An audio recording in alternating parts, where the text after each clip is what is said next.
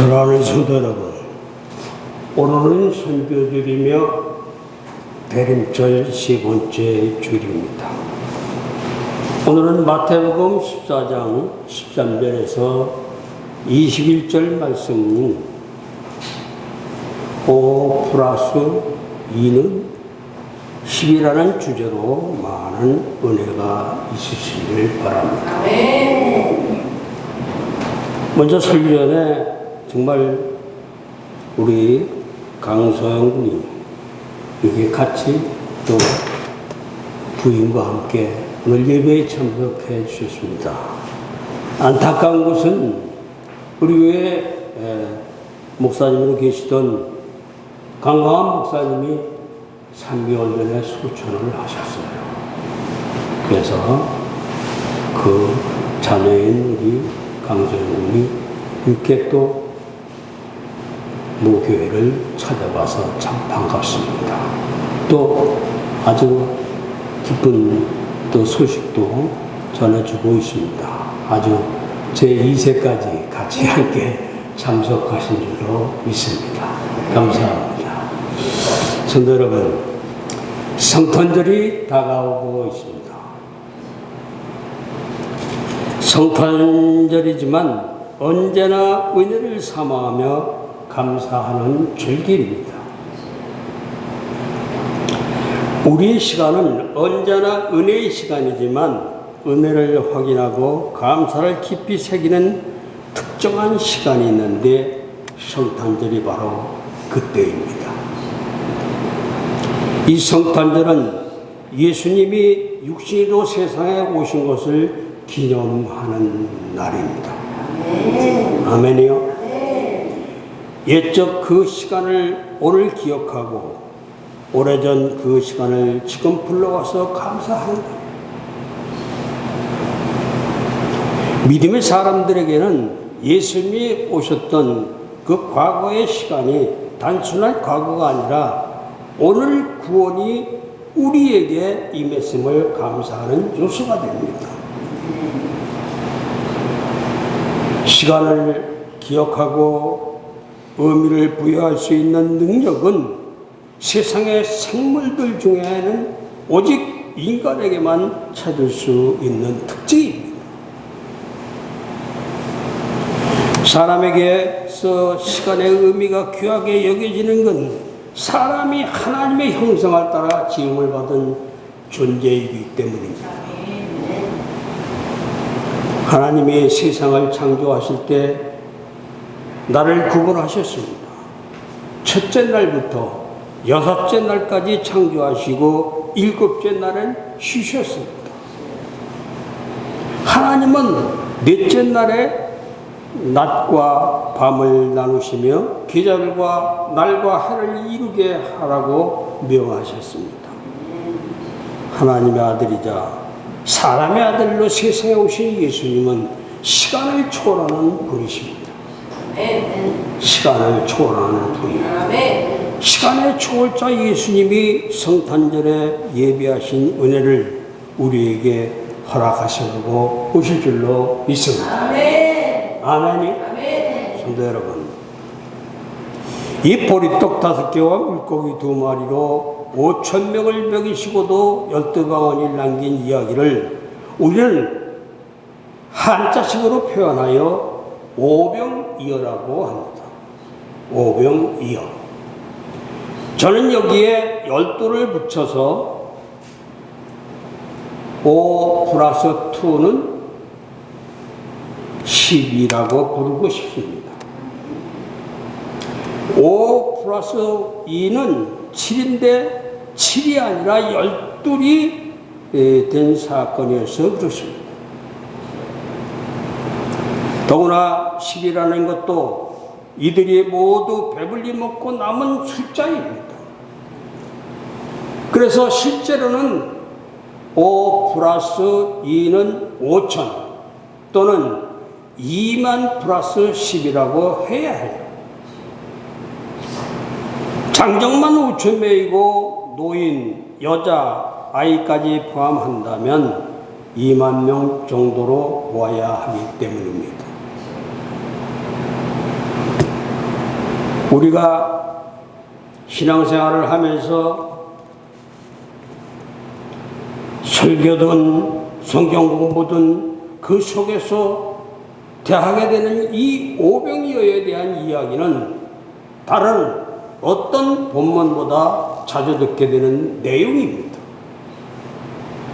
그만큼 본문은 우리에게 정말 익숙합니다. 그런데 오늘 우리가 또다시 본문을 살피는 이유는 성도인 우리의 정체성에 대한 질문을 해야 하기 때문입니다. 그리고 오병이어 이야기는 기적에 관한 것만 이야기하는 게 아니라 성도인 나 자신을 돌아보게 하는 내용을 담고 있어요. 그래서 우리는 이 말씀을 통하여 다시 한번 성도답게 살아가고 있는지 나 자신을 생각해 보게 됩니다. 그러면 본문을 통하여 우리는 성도에 대해서 무엇을 생각할 수 있겠습니까? 첫째, 성도는 주님의 손길로 살아가는 존재입니다. 아멘이요? 아멘. 사랑하는 성도 여러분, 잘 아는 이야기지만 이야기의 흐름을 따라가 봅니다. 예수께서 배를 타고 건너편으로 건너서 빈들로 가십니다. 사람들은 도보로 예수님을 따라가는데 여러 고을로부터 나왔기에 그 수가 꽤 많습니다. 남자 장정만 5,000명이라고 하는데 여인과 아이들까지 합친다면 2만 명 이상으로 추산할 수 있습니다. 본문 표현대로 큰 무리가 따라온 것이야. 이들을 불쌍히 여기신 주님께서 그들 중에 있는 병자들을 고치십니다. 그러다가 시간이 지나 이제 날이 저물어 갑니다. 이쯤에서 일을 마쳐야 한다고 판단이 선 제자들은 주님께 이렇게 말씀드립니다. 선생님, 이곳은 빈들입니다. 날도 저물었습니다. 그리고 저들은 무엇을 제대로 먹지도 못했습니다. 저들을 돌려보내 마을로 가서 뭐라도 사 먹게 해야 하지 않겠습니까? 사실 이 말은 이제 말씀을 마치시고 사람들을 돌려보내야 한다는 말을 돌려서 한 말입니다. 그런데 이런 제자들의 말을 받아 주님이 뭐라고 하십니까? 오늘 본문 16절에 예수께서 이르시되 갈 것 없다. 너희가 먹을 것을 주라. 먹을 것을 주라고 그러세요. 먹을 것을 이야기하니 주님께서 먹을 것으로 화답을 하신 것입니다. 제자들은 난처했습니다. 사실 먹을 것을 걱정하는 것은 아니거든요. 2만 명이나 되는 사람을 먹일 엄두조차 되지 않았던 일입니다. 제자들은 그저 오늘은 그만 하시라고 말씀드린 건데 주님께서 그걸 못 알아들으실 리가 없는데 자신들이 던진 이 먹을 것으로 받으시니 난처하게 그지없게 되었습니다. 그래도 이 선생님이 그렇게 말씀하시니 제자들은 다시 한번 먹을 것으로 현 상황을 알립니다. 여기 우리에게 있는 것은 떡 5개와 보리 물고기 2마리 뿐입니다. 이제 좀 알아들으시고 오늘은 그만하십시오 라고 말씀드린 것이야. 근데 주님은 또 먹을 것으로 받아들인 대답을 하십니다. 오늘 보면 18절에 보면 이르시되 그것을 내게 가져오라. 내게 가져오라고 하세요. 아멘이요? 이쯤 되면 제자들도 할 말이 없어집니다. 그냥 갖다 드릴 수밖에. 참 눈치도 없으신 예수님이십니다. 제자들이 얼마나 답답하겠습니까? 성도 여러분, 그럼 이제 제자들의 처지가 아니라 주님의 입장으로 보십시오. 주님은 제자들이 하는 말을 알아듣지 못한 것이 아니에요. 먹을 거라도 서로 사람들을 마을로 돌아보내자고 하는 이 제자들의 말이 오늘은 그만 멈춰야 할 때입니다라는 뉘앙스를 모르실 리가 없습니다. 우리에게는 떡 5개와 물고기 2마리밖에 없습니다 라고 하는 말은 먹을 게 없습니다. 먹을 게 없어요. 이제 일을 마쳐야 합니다 라는 그 의미라는 것을 모르실 리가 없습니다. 예수님이 눈치 없는 분이라면 모를까 정확하게 알고 계십니다. 그런데도 계속 먹을 것에 대한 이야기를 하시는 거라면 분명 그렇게 하시는데 주님의 숨겨진 이 의도가 있을 것이야. 그럼 그 의도는 무엇이겠습니까? 주님의 속마음을 주님만 아시지 누가 알 수 있겠습니까? 그러나 우리는 되어지는 일을 보아서 주님의 속마음을 읽을 수 있습니다. 주님께서 하신 일이 바로 주님의 마음이에요. 제자들로부터 받은 떡과 물고기로 무엇을 하셨습니까? 이것을 가지고 주님께서 하늘을 우러러 축사를 하십니다. 그리고 제자들에게 나눠주십니다. 제자들은 그걸 받아 사람들에게 나눠줍니다. 그렇게 해서 장정만 5,000명이 되는 그 무리가 전부 배불리 먹었어요. 오늘 보면 19절 뒷부분에서 20절 앞부분만 다시 보겠습니다. 오늘 보면 19절 뒷부분에 제자들이 무리에게 주니 20절 이 앞부분에 보면 배불리 먹고 다 배불리 먹고 다 배불리 먹었다고 그래요. 주님은 처음부터 제자들이 말하려고 하는 내용을 알고 계셨습니다. 처음부터 주님은 제자들이 말하려고 하는 내용을 알고 계셨어요. 그런데 계속 먹을 것으로 대답하시는 것은 먹는 문제를 비롯하여 모든 것이 주님의 손길에 달려있다는 것을 보여주시고자 했던 것입니다. 그리고 주님께서는 그들 중 한 사람도 빠짐없이 모두 배불리 먹이셨습니다. 아멘이요. 성도 여러분, 인생에서 먹는 것은 가장 기본적인 일입니다. 사실 먹는 것을 다루는 것은 먹는 것 이외에 다른 모든 것까지 다루는 거나 다름없어요. 이 먹는 문제를 우리는 우리의 손으로 준비해서 먹을 줄로만 알고 있습니다. 물론 우리는 열심히 일해야 합니다. 그런데 성도는 거기서 더 나가서 먹는 것을 비롯한 모든 일은 전능하신 주님의 손에 달려 있다는 점을 알아야 돼요. 아무것도 없는 빈들에서 무리가 배불리 먹었다는 것을 보아야 합니다. 주님께서 우리를 먹이시는데 부족함이 없이 먹이신다는 것을 보여주셨어요. 먹는 문제는 먹는 것만 이야기하는 게 아니라 우리의 모든 필요를 이야기하는 것이에요. 주님은 우리의 필요를 풍족하게 공급해 주십니다. 아멘이요. 유명한 시편에 이런 시구가 있습니다. 시편 23편 1절에 보면 여호와는 나의 목자시니 내게 부족함이 없으리로다. 아멘이요.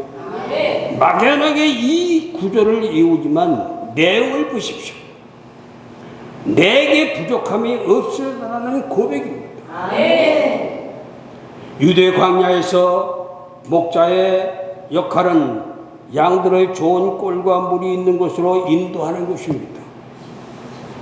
여호와가 목자이기에 그 척박한 것 같은 곳에서도 부족함이 없다고 해요. 예수님께서 빈들에서 모든 무리를 배불리 먹이신 것 같은 맥락입니다. 우리는 예수님께서 우리의 주인이시기에 우리의 삶에서 부족한 것이 전혀 없다는 사실을 알아야 됩니다. 주님의 전능하시고 절대적인 주권으로 그의 백성인 우리를 먹이시고 입히시고 인도하시는 줄 믿습니다. 아멘. 아멘이요. 아멘. 성도 여러분, 주님은 우리를 결코 허술하게 인도하시지 않습니다. 주님은 우리를 부족함 없이 인도하십니다. 우리는 이 믿음을 갖고 주님을 따라가야 해요.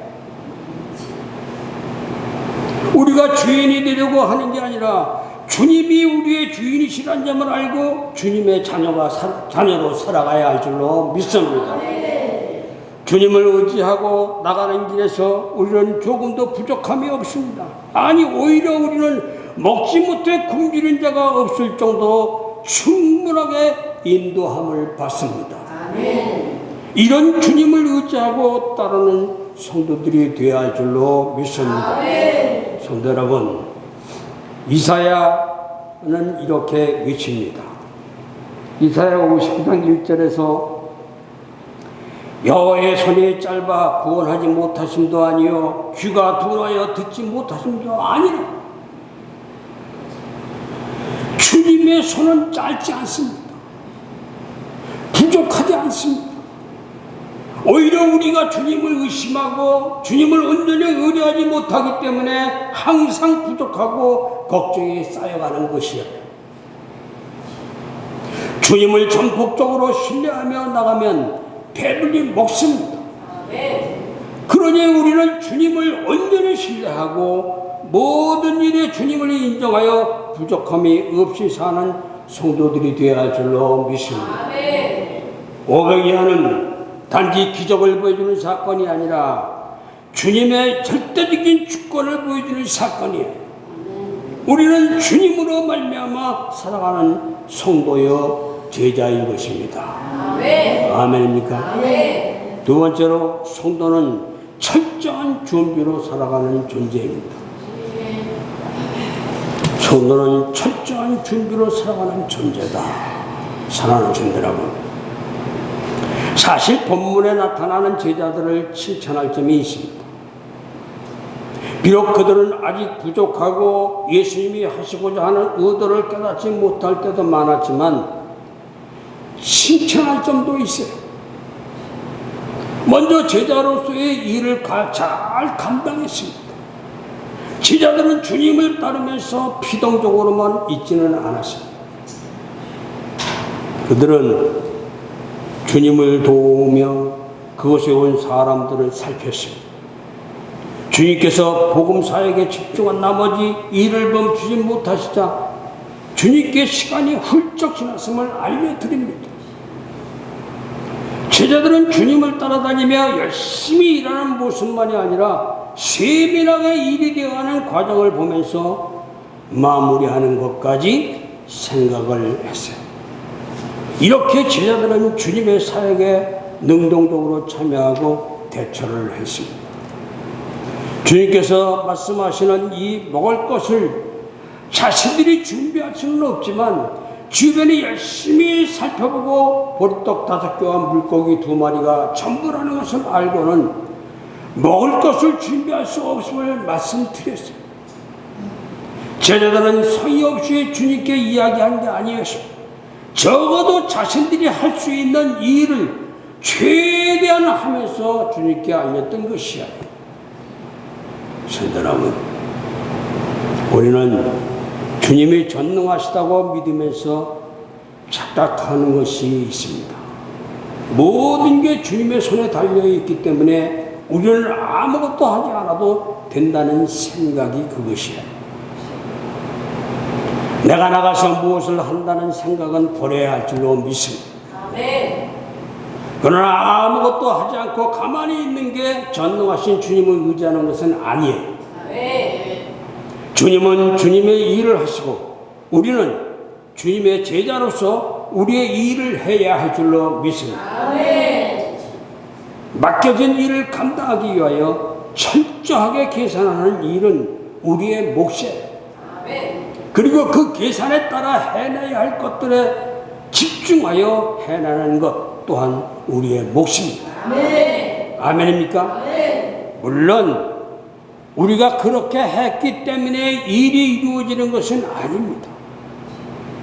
주님께서 그런 우리를 도우셔서 역사하심으로 일이 이루어지는 것이에요. 또 때로 우리는 계획하고 준비한 대로 해나가지만 주님께서 전혀 다른 방법과 길로 우리를 인도하시기도 합니다.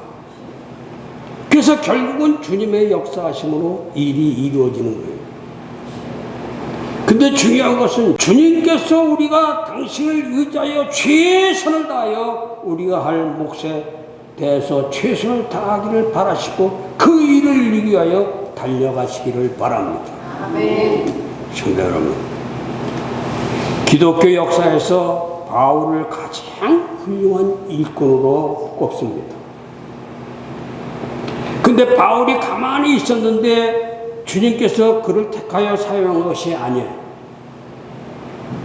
바울은 예수 믿는 자를 핍박하는 것이 하나님을 잘 섬기는 거라고 생각을 하고 핍박하는 일에 열정을 다하였습니다. 하나님은 그렇게 열정을 하는 바울을 부르신 것이에요. 바울은 부름받은 후에 일하는 것도 마찬가지입니다. 전도의 문이 막혔다고 멈춰있지 않았습니다. 바울은 계획한 길이 막혀도 새로운 시도를 계속했습니다. 그래서 2차 전도 여행 때 소아시아 지방을 돌아보려다가 마게도니아로 넘어가는 기회가 있었고 이것이 그의 전도 여행 획기적인 전개를 말하는 것이 되기도 합니다. 바울은 멈추지 않고 계속 기도하며 자신이 해야 할 일에 집중을 하였던 것이에요. 아멘입니까? 제자는 주님을 의지한다고 하면서 가만히 있어서는 안 됩니다. 주님보다 앞서서 나대는 것은 안 되지만 항상 주님의 인도하심을 기대하면서 계산하고 계획하고 제자답게 시행하고 그러면 최선을 다해야 합니다. 주님의 제자답게 기도하며 최선을 다할 줄로 믿습니다. 주님이 달리 인도하실 때까지 가던 길을 충실하게 달려가야 해요. 가만히 나타하게 머물러 있는 것이 아니라 주님을 의지하여 무언가 도모해야 할 줄로 믿습니다. 적어도 떡 5개와 물고기 2마리가 있는 도시락이라도 찾아서 주님 이것이 있습니다라고 이야기하는 제자가 되어야 할 줄로 믿습니다. 이렇게 주님을 위하여 무언가 하고자 하는 제자들을 통하여 주님께서는 당신의 놀라운 역사를 이루어 나가시는 것입니다. 아멘입니까? 세 번째로 성도는 엄격하게 살아가는 존재입니다. 사랑하는 성도 여러분, 놀라운 기적이 일어난 후 제자들이 보인 모습 역시 칭찬할 만한 일이며 제자인 우리가 따라가야 할 일이에요. 그것은 저 장정만 세워도 5,000명이 넘는 사람이 먹고 난 후에 나머지 음식을 거두어서 12바구니를 마련한 이 부분입니다. 주님이 먹으신다는 것을 정말 그것도 부족하지 않고 배불리 먹으신다는 것을 살펴봐야 합니다. 그렇다면 또 다른 상황에서도 주님은 또다시 먹으실 것을 당연한 것 아닙니까? 실제로 성경에서 7병이어 사건도 있습니다.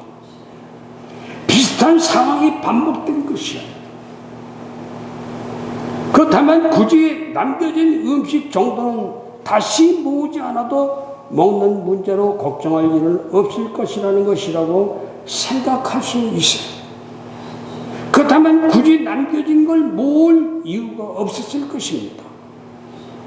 그럼 제자들이 남겨진 것을 모아 12마리를 만든 것은 어떻게 사용되었습니까? 아마도 주님을 모시고 다니는 이 여정에서 식량으로 사용이 되지 않았나 생각이 듭니다. 주님의 놀라운 이 권능이 있음에도 그들은 철저하게 소박한 그리고 검소한 모습을 잃지 않았어요. 주님의 전능하신 손길이 먹이신다고 해서 소박하게 또는 검소하게 살아야 할 이유가 사라지는 게 아니라는 것이야.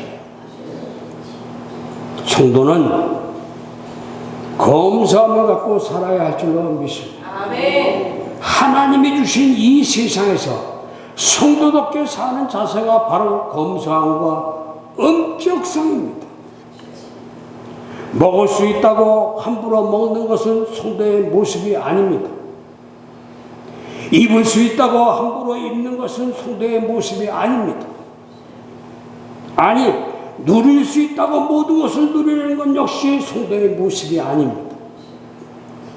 성도는 성령의 은사인 절제의 모습을 가져야 할 줄로 믿습니다. 자신에게 더욱 엄격함으로 스스로를 제한할 수 있어야 돼요. 이 세상은 우리가 다 써먹어야 할 세상이 아닙니다.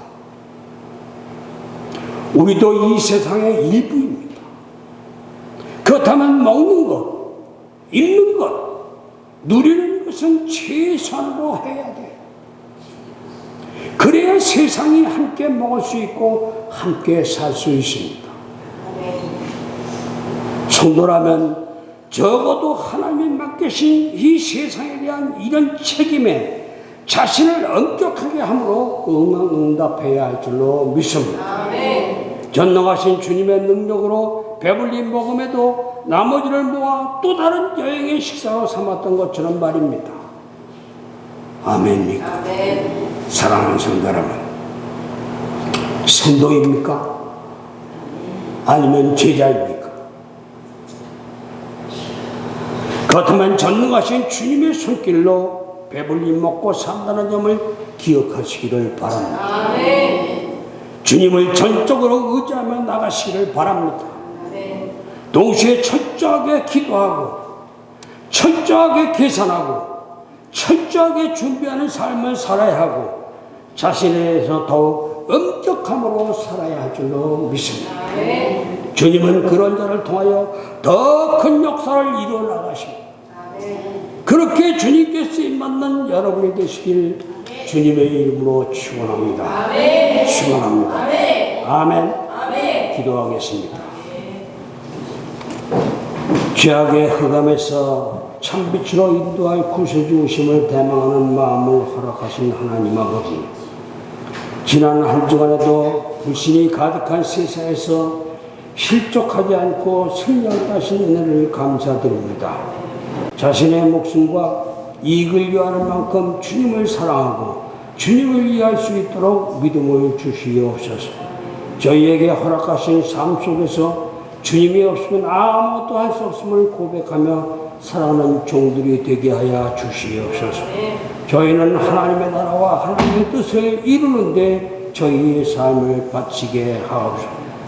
사랑하는 성도들의 모임 중에 함께 하시는 하나님 아버지, 사랑하는 성도가 가족 중에 질병을 앓고 있는 영혼의 하나님의 뜻을 헤아리면서 할 수 있다면 건강을 되찾아 성한 몸으로 주님을 경배할 수 있게 하여 주시옵소서. 교회 공동체에 많은 기관이 있습니다. 서로 유기적인 관계 속에서 발전 지향적인 일들을 기획하고 실행할 수 있는 은혜를 더하여 주시옵소서. 가정과 사업을 축복하시고 가정마다 물질과 사랑의 목마름을 갈급한 일이 없는 복을 내려 주시옵소서. 구세주 예수님의 이름으로 기도합니다. 아멘.